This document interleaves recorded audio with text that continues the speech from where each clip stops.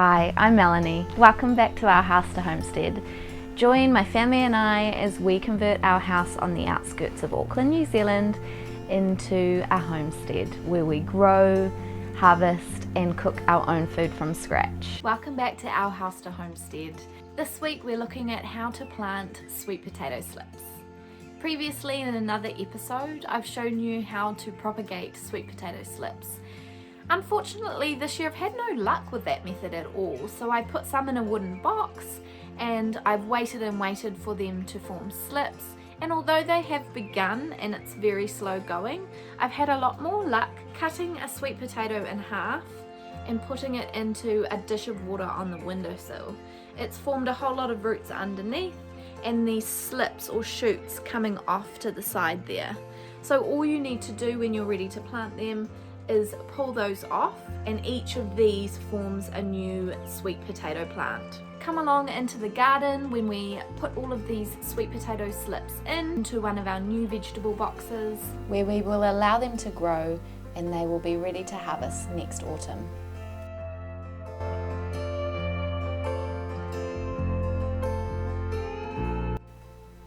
This is the second of the two vegetable boxes that Ben built for me, and we're just placing it next to the first box.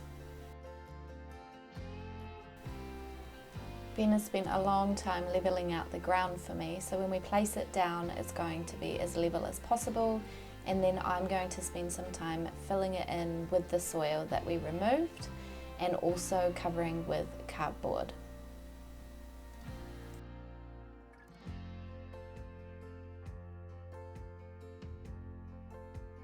To make it fairly affordable, I have chosen to reuse the soil that we've dug up, including the bits of grass on top, and I'm just placing them carefully upside down so that the grass takes a while to grow through. There is still a risk that it will grow through, but this means I don't have to pay for loads and loads of potting mix or soil or compost to fill the space.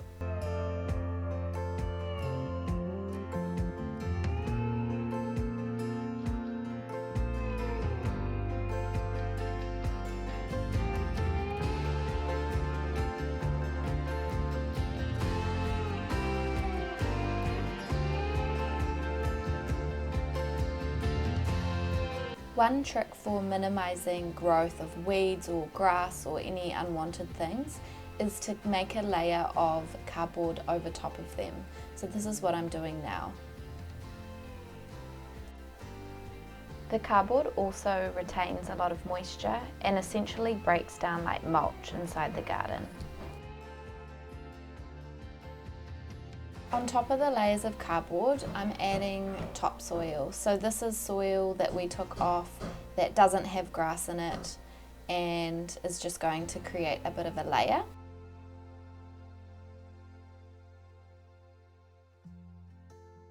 And then I just rake this out so it creates an even layer over top of the cardboard.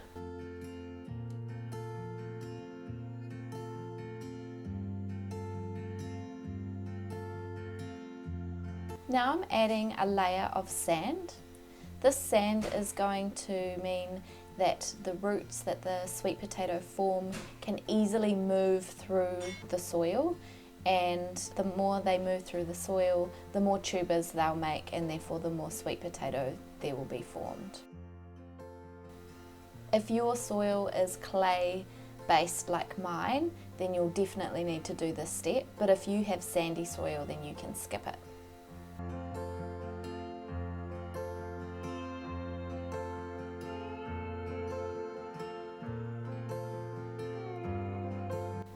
Sweet potato are a heavy feeding crop, so I'm adding now a layer of sheep pellets, which is sheep manure, and this is going to feed the sweet potato as they grow. Next, some blood and bone for the same reason, to add nutrients.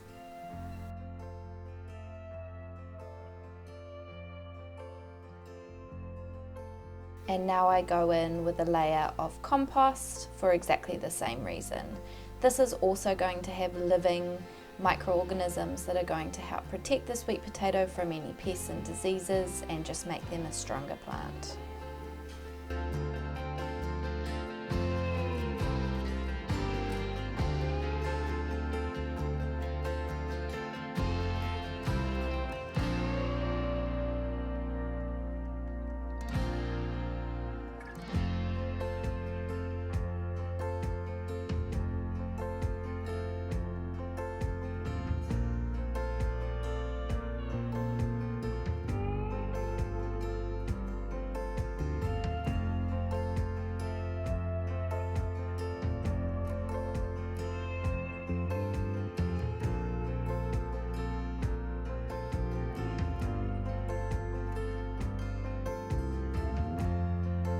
What I'm doing now is essentially creating a V shape in the soil mix, and this is because I want as much loose soil on top for those slips to go into.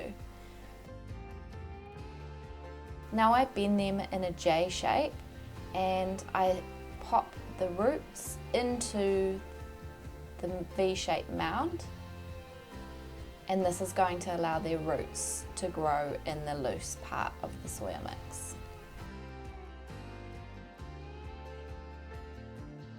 For some reason, George is absolutely fascinated by sweet potato, and he is my biggest pest. So I have put a layer of mesh over top of the sweet potato to protect them from being dug up by George.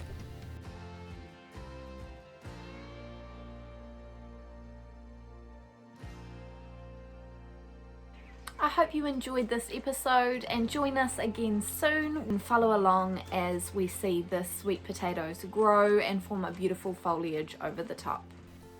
And be sure to check out our next episode where we harvest the sweet potato. Details for any products and equipment used are in the description below. Hit subscribe to follow along with all of the developments on our house to homestead. I'll be posting more videos on growing, harvesting and cooking our food. Don't miss out. See you next week, team.